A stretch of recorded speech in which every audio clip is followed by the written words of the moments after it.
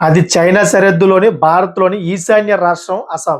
So, వాస్తవాదిన రేఖకి అత్యంత సమీపంలో ఉంటుంది. అత్యంత సున్నితమైన ఈ ప్రాంతంలో ఈశాన్య రాష్ట్రాల్ని కలిపే జాతీయ రహదారి కూడా ఉంది. సో, దీనిపై ఇవాళ ప్రధాని మోడీ ప్రయాణించిన సి-130జే యుద్ధ విమానం హఠాత్తుగా ల్యాండ్ అయిందన్నమాట. అంటే ఎమర్జెన్సీగా ల్యాండ్ అయింది. దీంతో ఒక్కసారిగా జనం కేరింతలు కొడుతూ స్వాగతం పలికారు. ఇంతకీ ఇక్కడ హైవేపై ప్రధాని మోడీ విమానం ఎందుకు దిగింది? ఓసారి చూద్దాం.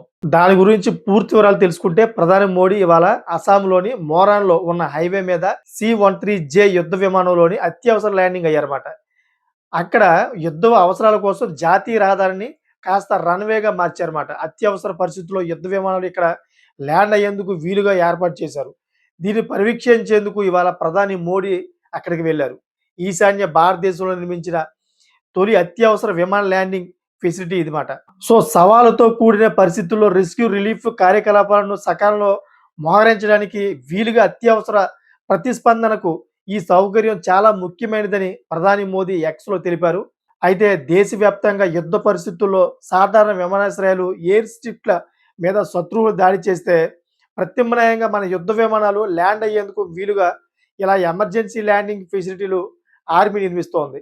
ప్రస్తుతం అందుబాటులో ఉన్న హైవేలనే ఇలా ఎయిర్ స్ట్రిప్‌లుగా మారుస్తోంది. సాధారణ పరిస్థితుల్లో ఇవి హైవేలుగా ఉపయోగపడతాయి కూడా. అత్యవసర పరిస్థితుల్లో మాత్రం యుద్ధ విమానాలకు సహకరిస్తా ఉంటాయి.